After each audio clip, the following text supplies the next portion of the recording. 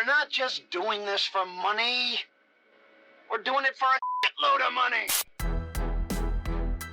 Welcome to the Money Tree Show, where we bring you high-level multifamily investors as well as industry-leading experts. We tease out the skills they've acquired, the habits, and the mindset they've developed to make them ultra-successful in the real estate space. It is our goal to give you the knowledge you need to either start your multifamily journey or expand your current portfolio. Whether you're an active investor or looking for a passive investment to supplement your income, this is the podcast for you. All right. Hello, everyone. How are you today? Is Anthony coming from the Money Tree Show. I'm with my co-host, Matt Damon. And we have a special guest today, someone whose services we're actually using ourselves. It's Justin Wawrzyniak. Hey, Justin, how you doing today? I am doing great. Good to hang out with you guys and chat, talk shop. And yes, happy customers or happy clients or what? Yeah, I think that's the expression. Yeah. So definitely want to get into everything you do on the direct to seller side. But first, we'd love to hear your journey, how you got into real estate, what the antithesis was, and just hear a little bit about your background. All right. Big words, antithesis. I like that. So, so my background is anything but big words. I went engineering. So I preferred the science and the mathematics. I stayed away from the vocabulary and English and stuff like that. And so my dad was an engineer. His dad was an engineer. So let's think, what am I going to do? Right. All right, I'll go get a safe, secure engineering job. That's what I was taught. That's what, generations of my family have been taught and passed down. And so I did that.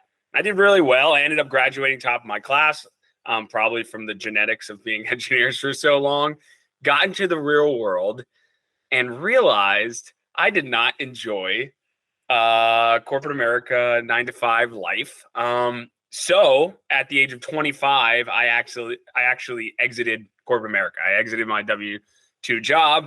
I had an uncomfortable conversation with my family, telling them that I don't want to do this anymore. I actually want to go out and do real estate full time. So that's what I did. It was a little nuts. I'm not going to lie. I do highly recommend, if people are going to exit the corporate America life, maybe have a little bit more passive income than I did. At the time, I had one house hack, right? So I was living for free. I saved up a ton of that engineering salary that I had made over the first 2 years, right? All my colleagues were going and leasing the nice downtown luxury Class A apartments. I went and bought a house hack, right? And then I renovated a basement to make it 2 units. And I lived in the basement. I checked my pride and I went for the long-term play and made a ton of money. So a ton of money in 24 months. I think I turned about a $70,000 profit on that property. And that was, with me living for free too. So it was like a really cool experience. So that was all I needed to be like, I don't want to do real estate full time. Got licensed, did about a year of helping other people build their wealth in their portfolio. And I was like, wow, that's really great for them. And yes, I'm getting these, kind of commissions to help bridge the income gap. But man, do I want to be the investor, right? I want to be on that side of the cash flow quadrant, business owner, investor.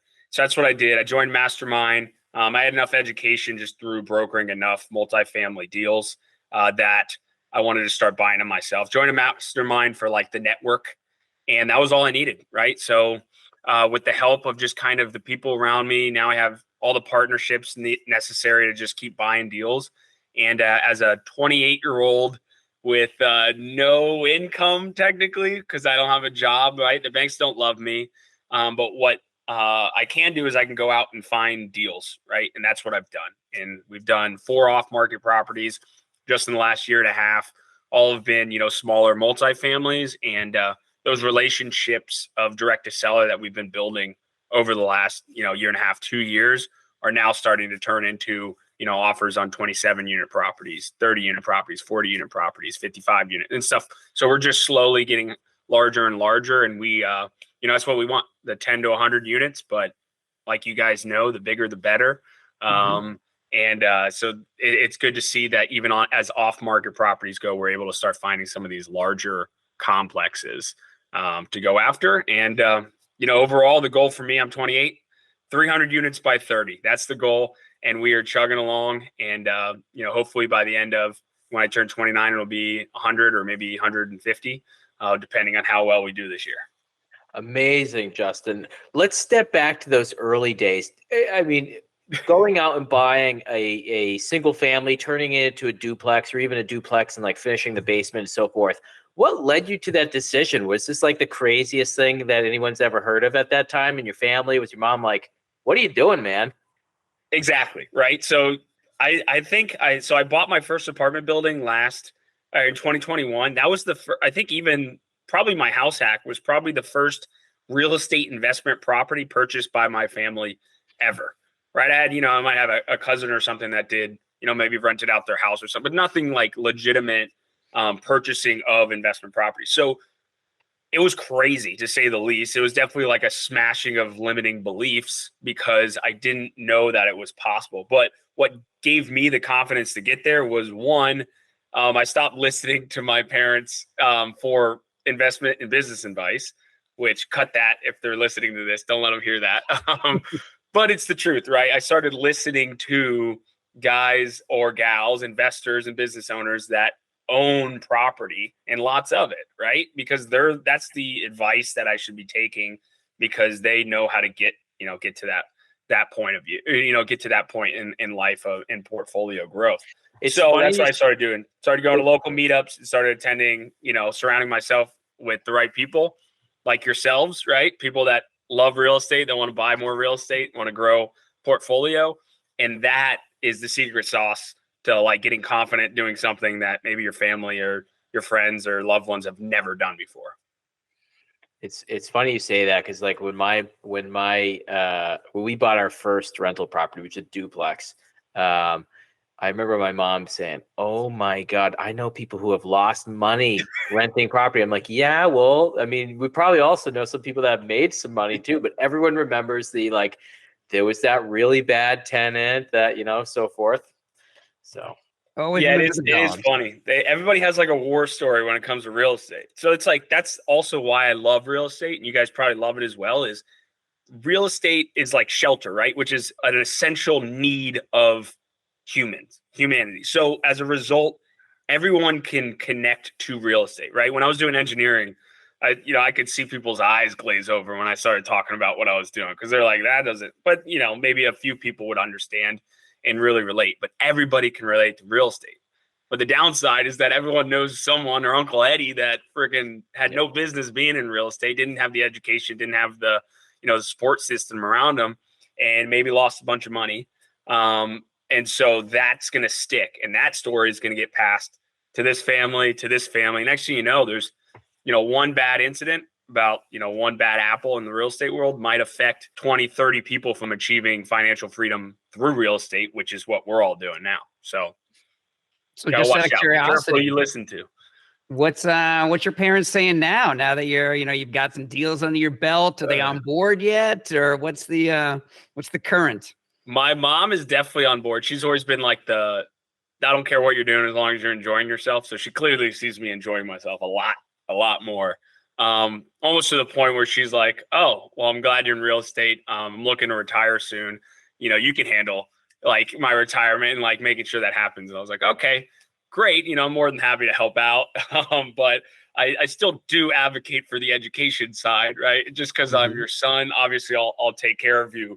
But it would be nice if you understood what you were doing a little bit more. And then my dad, he'll get there. I think he definitely sees that I'm happy and loving it and stuff, but he's still the engineer. So in my perspective, just who I've ran into, it's usually like the logical engineer, scientist, doctor. It's like they're a little bit harder to convince to get on board. But once they see the numbers, it's almost like it clicks for them.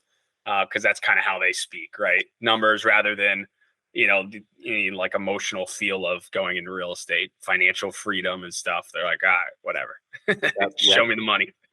Mathematics oriented, analytical. Yeah, for sure.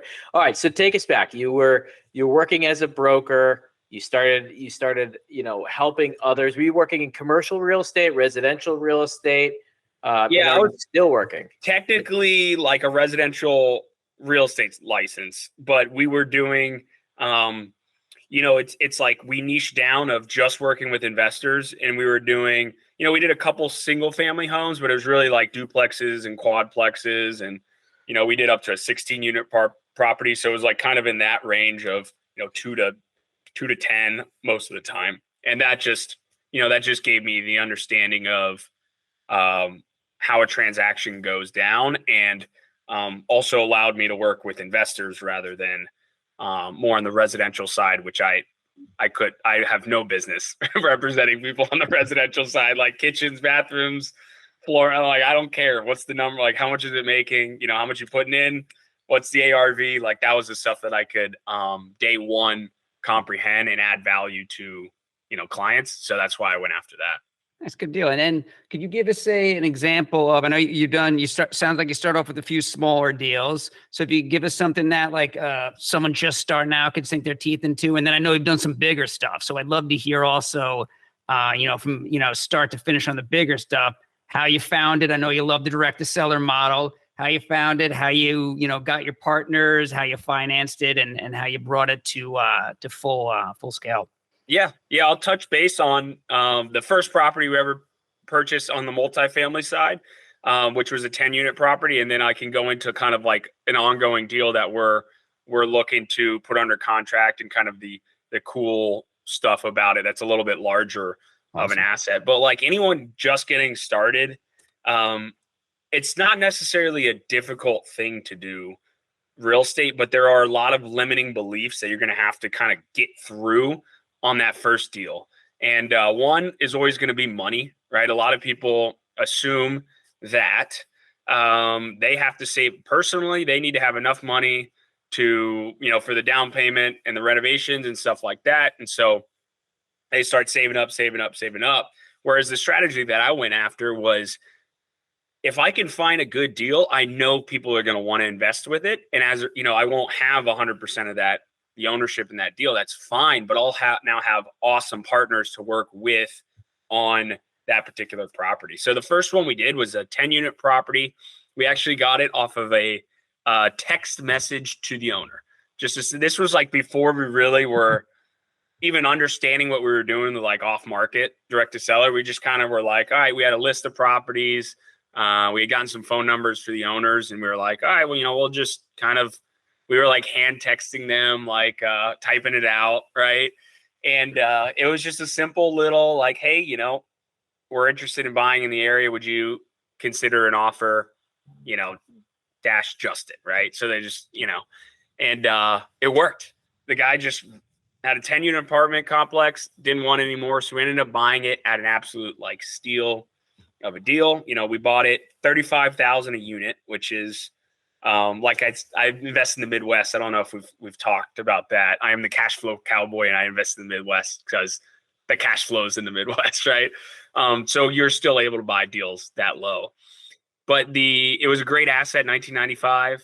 Nothing really wrong with it. But the rents were just super low, right? And so we took over an asset with $465, I think was the average monthly rent. And now if you include rubs, we're at like $825, right? And we've just kind of turned the units as they've come up and really just done the operational play. And so if you look at, anybody could have done what we did, right? Like there's nothing special. Like of course, don't tell my mom, like, of course I want to think like I'm special, right? But at the end of the day, if you can follow just kind of the systems and get out of your own way, right? I remember when we were underwriting this, we were like, I don't know if we should do this deal. Looking back, this thing has like doubled in value in a year and a half. Like, of course we should have done this deal, but it was just that like uncertainty.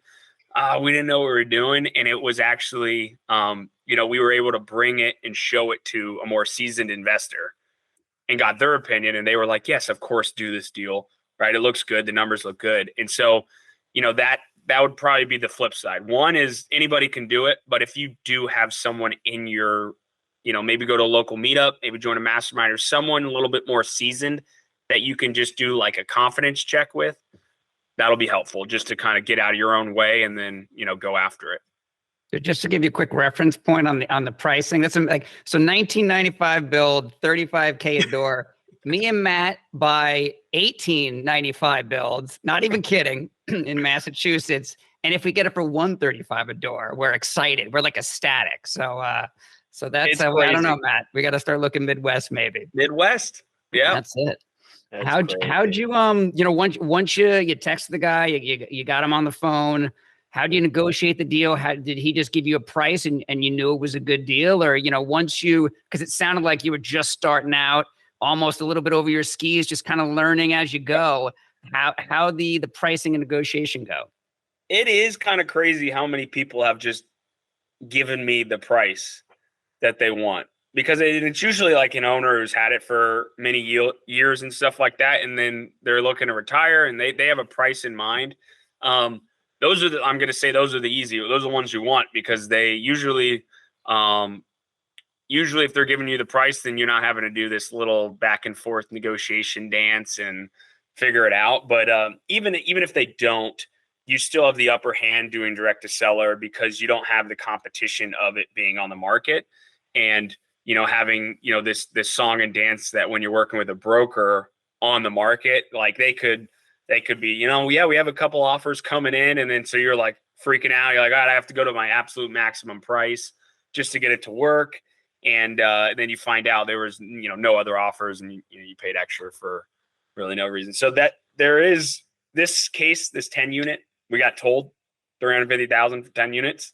And we, of course, we're going to be like, well, let me check the numbers, make sure that works, like really confirm that. But we've had another deal where he gave me the number. I said, all right, I got him an offer in like an hour, because I knew this was a smoking deal.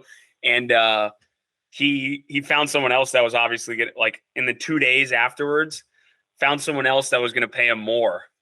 And so now I was like, all right, I have to do my absolute max. And I ended up paying him like our absolute max was like 30% more than what we were going to potentially have it under contract. Like, that's unbelievable more. And we've still almost doubled the value of this property in 8 months with renovating 25% of the units. Right. It was just, we took over, we brought rents to market thinking people would move out so we could renovate the units. Nobody moved out. So we executed our business plan in 3 months, essentially. We were like, okay, this is crazy. And then there was just like 2 particular units. We were like, we actually need to renovate these because these are in poor condition. And now we're getting even more rents for those than what we had done in the business plan. So it's like, anytime they can set their number, that's great. But still, at the end of the day, don't, like, even if you're having to submit your own offers, like, it's good to not have the competition of other people affecting that. So that's why I love the off-market stuff. And it anytime you can get someone who's owned it for a while, it seems to have really paid off for us as far as discounts and now value. Your story resonates so closely with like what Anthony and I have done on this 13 unit we just bought in December, and some of the other projects we've done, like, of just like massive increases in value within a short period of time, raising rents up to where they're supposed to be, back up to market level, and folks staying in their shoes. Going into this 10 unit deal, talk through, how'd you finance it? How'd you raise the equity? Yeah. So looking back, we should have done it a little different, but not knowing what we didn't know, we ended up putting 30% down and didn't have any of the renovations funded. We went through a local community bank that one of the partners had worked with in a different state, actually. He's out of Illinois. This property was in Indiana. The 10 unit that we purchased was in Indiana. And so, it was 3 of us. We essentially brought about the same amount of money for the down payment and renovations. And we did 30%, so 70% loan to value. And looking back now, we're financing stuff with 75% loan to cost, right? So acquisition plus renovation costs. And it's there's no hesitation on the side of the lenders for that. So we just kind of didn't know what we didn't know at the time, didn't know that we could ask for better terms. But even under those terms, things are really good. We did get the lower interest rate. This is back in 2021, which is obviously helpful. But now we're at an interesting point where we purchased at a low interest rate in 2021, but the plan was always add a ton of value, increase rents, renovate, add a ton of value, and then refinance out our initial capital investment. And, looking at it, we could get 80, 90, 100% back what we put into it. But because of the interest rate change, we're now actually going to be losing a lot in cash flow just from that rate change, right? And obviously the increased value, putting a new loan on an increased value. So we're running an analysis that says, hey, the difference between our loss in cash flow, can we take that money if we refinance and go make more, right? Because if not, then keep it in the asset. But if we can, go make more. So very interested to see where we land on that. I have a feeling the refinance, even at a higher rate, is still going to check out, because anytime you can pull out what you put in and own it, own a building outright for no money in is pretty cool. That infinite return situation. But it's just, something I would have never guessed that rates would have jumped like they did in the last year. So now we're like kind of having to question what we're doing here. But it's nice to, it's just three of us. It's a JV, like we mentioned off screen here, is the JV, right? We just make decisions like that, no problem. We're not having to do, figure out if all 100 of our investors are on board or whatever it may be. It's just a simple transaction that we can make decisions quickly, and we can determine, all right, what's going to be the best for our situation, and making the most money in the long term. Nice. That's awesome. And do you guys have a prepayment penalty on that you got to factor in, or did you know to? No prepayment if we refinance with the existing lender. Yep. Awesome. So most of our local community debt has similar term where they'll actually, if you refinance with them, it's no prepayment penalty. And we look to do that because we want to continue those good relationships. The beauty of the Burr model is that you can suck out some of the equity to get, like you're talking about, you put 30% down, $100,000 down, you can refinance because you've doubled the asset, the value of the asset. You can suck that capital out, exchanging cash for debt. And it's a tax-free transaction where you're actually not having to pay any sort of, think about that. You're basically getting $100,000 in capital back. No taxes on that. If you went out and got a job, right? If you were like working a W-2 job, how much would you have to earn to like cover that? It'd be probably like $140,000, $130,000, somewhere in that range. So, and you'd have to work. And you'd have to work. Yeah, you have to exchange your time for money, right? That's beautiful. All right, so all right, that's the 10 unit. Now you've definitely done some larger transactions at this point. Share with us some of the other deals you got going on. Yeah, we're in the middle of a really, really cool deal, and I'm gonna, just because we don't, nothing's like inked yet, I won't give like too many specifics, but the unit count, it's a 30 plus unit, so it's in the 30 to 40 range. It's kind of obvious, but essentially this is a property that is under rent restriction, so it's a LIHTC property. And good thing about that is that means it's been built in the late 1900s. So 1995, 1999 or something like that is the build date. So it's a younger asset, is where I was going with that. But it's rent restricted. So the income is super low right now, and so we engaged this seller because of this process that we know that we can actually take it out of rent restriction, right? It's been built. It's really nice. It's been well kept because it's needed to go through many, many audits along the years. All the tax credits are burnt off. So the current owner is ready to retire, doesn't want to keep managing this. And they're really not making a ton of money on it anymore because, they got all their tax credits. So that was kind of the real benefit of the deal. So now it's just a low income property. So what we plan on doing is going ahead and purchasing it. And then for 1 year, we go through this process where the general public can come in and purchase this property, but the price is set by a process called a qualified contract. I will not go into that. Everyone's eyes are going to glaze over if I go into that. But essentially, that price is going to be much higher than what we're purchasing it for, and two, what anyone would realistically pay for an asset in that market. No one's going to pay that price, because if they pay it, they also have to keep it as a rent restricted building. So then you can't even raise the income. So why would you pay that much? So that's great. So it's just like a formality. We do that for a year, and then we now no longer have rent restrictions on it, and just immediately the value is going to go up there. Now, a lot of people think, all right, well, Justin, you're a jerk. You're essentially going and targeting low income properties and taking them to market, right? And so what are you going to do? What's going to happen with all the tenants there, right? So this is a huge issue. And it's not just me. Obviously, it's all investors. They see the potential for that huge rent bump, huge value bump, and there's kind of a moral side of, all right, well, where are they going to go? Because there's no additional low income properties really being built in the area. So where are they going to go? So that's why we've decided what we would like to do is convert them all to Section 8, get them all Section 8 vouchers. Now, a lot of people there's a stigma around Section 8. Feel whatever you want to feel about it. If you manage them well and you still screen tenants well, like it's not a problem, right? So we can keep the same tenants.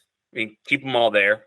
But the difference between what they're currently paying and what market rent is going to be paid by the Section 8 voucher, essentially. So that way, keep the moral positivity going of keeping, not just displacing a bunch of people, but also make that return on investment for bringing it to market rate and increasing that income significantly. And now, of course, the value of the property is going to go up a lot. So really like a super forced appreciation play. We probably don't even need to renovate units. We can probably keep them as is, just because they've been so well kept. But that's just simply like understanding, different avenues of real estate to really maximize that forced appreciation concept.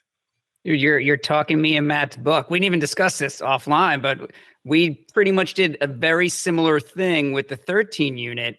It was Section 8 and some other stuff, but in certain markets, the Section 8, the landlord, they don't want to deal with inspections and, the local municipalities. So they just leave the Section 8 cost as it was from 2010, right? So we just went in, fixed a few things, fixed up the apartments, kept the same tenants, and increased that Section 8. And the tenants, they're paying an extra, $50 a month, but they're super happy because now they have a responsible landlord that's actually looking out for the apartment and the building and, the trash, you name it. So yeah. I agree with you. I think it's a win-win. People think that, there's some vulturistic type thing that's going on, but if you actually speak to the tenants involved, they're happy to get out of that lie tech, get into Section 8. Now they got themselves a voucher, and now they got themselves a better place to live, right? Yeah. Yeah. At the end of the day, it's like if you're providing quality housing for your tenants, then you're doing real estate correctly as an investment, right? That's what we should all be striving to do. But if our goal is to buy a property, not improve it, just jack the rents up on everyone and then turn around and sell it or something like that, it's like, okay, but now you're just looking at it like as this business vehicle, whatever you want to call it. But like we mentioned offline, it's like everybody can relate to real estate, right? So it's like this is a shelter for people. So provide good housing for them, take care of your tenants, and you're gonna just slowly start to see those landlord headaches disappear, right? Because if the people are happy, you're gonna be a lot happier. This is a people business. I can tell you from about a month ago, I got one of the biggest hugs that I've ever gotten from one of my tenants because we fixed problems. She was in tears saying, I've had to deal with this for so long and no one would listen to me. And finally you fixed my problem. And these are usually they're small problems that are easy fixes that if you buy right, you factor in the right amount of CapEx into your numbers and you kind of go through the process, right? It's like, this is easy. You can make people's lives so much better. And to your point, your problems start to dissipate. Now, Justin, you mentioned something earlier that I think that we kind of missed. You're based out of where? I live currently in Michigan. And you're investing where? Indianapolis is my main market because that's where I originally started.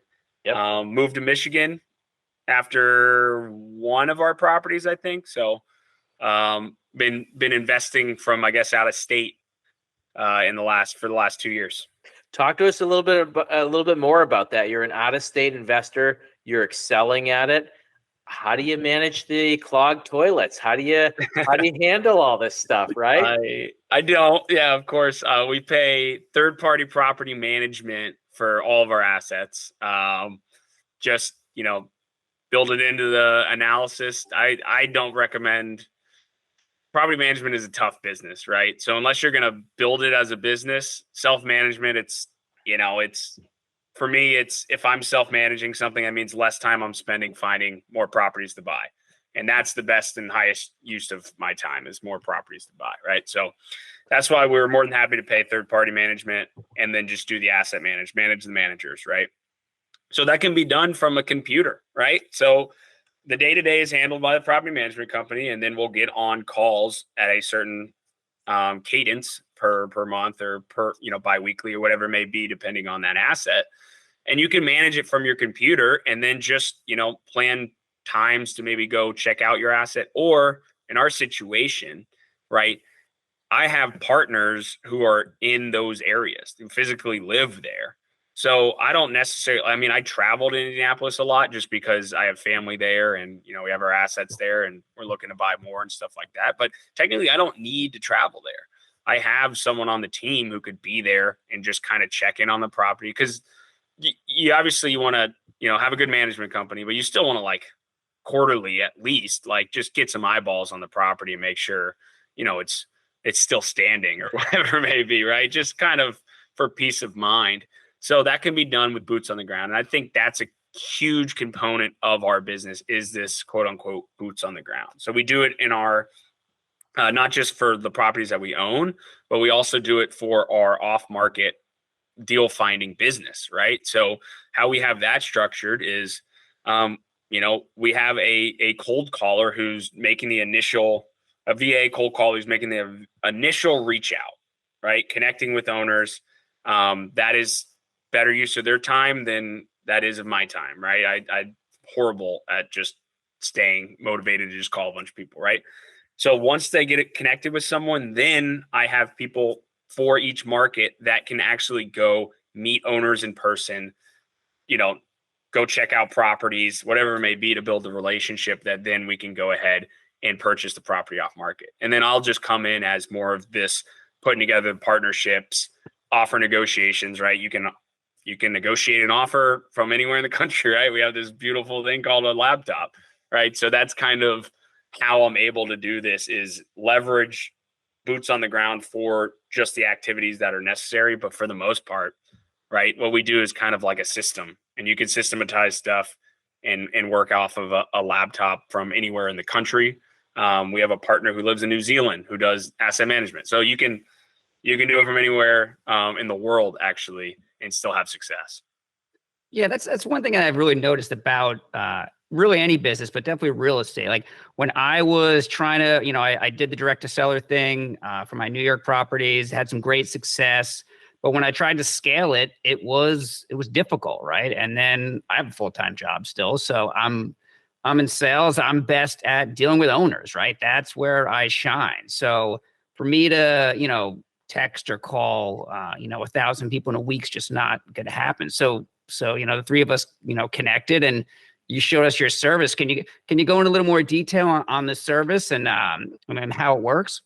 Yep. By the time this airs, the website, should be live. NoStressDTS.com. Yeah. Nice little catchy website for you guys. And it's just that it's trying to remove as much of the stress from the direct to seller DTS process, right? And so at the end of the day, it's a system that helps you track your leads better and stay more on top of follow up, which is where everybody goes wrong in this business. It's if you want to boil down direct to seller to one word, it would be consistency, because that, like you just mentioned, you have a full-time job, Anthony, right? So Monday, you might not want to wake up and make a bunch of calls. And then maybe Tuesday, some deadline from work, and then you miss it. And then next thing you know, 2 weeks have gone by since you knew you were supposed to reach out to that owner.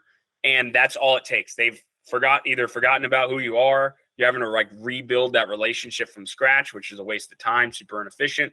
Or someone else has swooped in who's more consistent than you and picked up that deal at a massive discount. And you were just oh, wish I didn't have, my kid's birthday party that I had to go to or something like that, right? So consistency is always going to be the way to get ahead. And this system is just a great way of trying to remove as much of the human aspect of consistency out of there. So, right, if you can log in and you can see exactly who you need to follow up with today. All right, I just got to call these people, follow up with them. Or, you can add users to the system for free, right? So then you can just bring in a virtual assistant or cold caller like I have, and they do the initial reach out, with scripts, right? We provide scripts as well, just kind of like, hey, have them say this stuff, have them ask a couple questions so they sound, intelligent about real estate, right? They need to be somewhat trained. And then as long as the person's interested in seeing an offer or connecting, then you can step in. Then now that's such a better use of your time because you're stepping in on a warm lead that, is already kind of wants to see an offer or interested in selling. And then you can let that sales side of you, Anthony, kick in, and you can just schmooze them all the way to the finish line, get that thing under contract, maybe give them a little gift at closing. And he tells all your friends how wonderful it was. The next thing you know, you're buying all the properties from his friends. And that's just kind of the level. So it's like consistency. And then you throw on some relationship building skills and you're going to be an off market machine, right? Dude, that's it. There's nothing more painful in real estate than talking to an owner and then, nah, I'm not really ready yet. Give me 6 months, give me a year. Okay, sure. You put it in your little junky Excel and it disappears. And then you see the building getting rehabbed and you're like, oh, you go up. Oh, what happened? Oh man. Yeah. I just bought this thing. You're like, oh, it is painful. So yeah, I mean, what we're planning on doing is we're going to plug it in, right? We got your service, we got the VA, and that's it. I mean, it's, and it's relatively, it's extremely, cost wise. For what it costs you to do it yourself, time wise, it's a no brainer. Yeah. I want to talk. Actually, that's a great point, Anthony. I think this doesn't just apply direct to seller. Opportunity cost. People need to start looking at stuff as opportunity cost. If it costs you, it's like literally if I gave you, if I gave you $10 now and I knew you were going to give me $100 in 3 weeks, I was like, yeah, I'd just keep handing you money. But that's the opportunity cost if you understand that. But a lot of people don't see that. So paying for a pre-built system, like in our case, it's an opportunity cost because for instance, you mentioned follow-up, right? We just had a property, 10 months of follow-up, right? Consistent follow-up. And it's been my cold call. It's been us like just at different phases, just based off of how we've gauged this person. We just wholesaled it for extra capital. We made $63,000 on a wholesale fee. That pays for my system for years, right? So it's like, I can now run this business for you. And that was just one transaction. And I don't know, maybe we put 20 hours combined across the entire team into this asset, right? Into this transaction. Like the opportunity cost, yes. So it's like people see how, you see me, I'm paying money for a cold caller. I'm paying money for marketing. And they might think, no, I don't want to do that. I'll do it myself. It's like, you're not going to ever be able to scale doing it yourself and trying to remember off an Excel sheet, which I did. I had Google Sheets. I remember that. I kept missing deals left and right with a Google Sheet. But that's why it's like invest in something that works or, look at the opportunity cost of everything that you do in business and you'll start to see some dollars need to be spent, right? Yep. Yeah. The VA costs $10. You're making $100, $200. You don't need a calculator to do that math. Yes.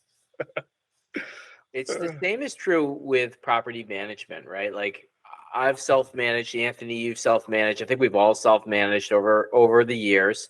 And like on some of these, especially where there's a lot of heavy lift going on, the more time you're spent working on and managing your property, it's taking away from finding the gems. So you're saving pennies and missing dollars, right? Yeah. And that's what it comes down to at the end of the day.